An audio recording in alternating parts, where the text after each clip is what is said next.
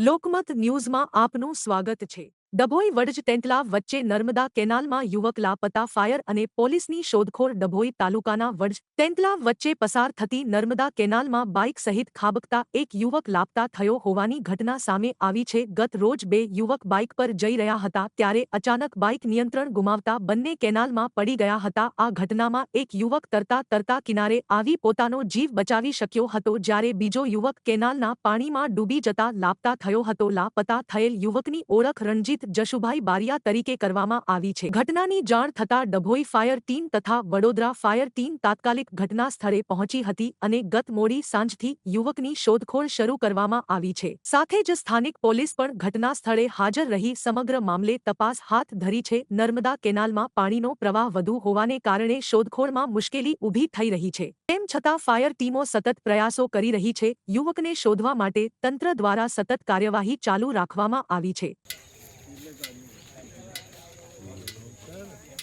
जिल्लो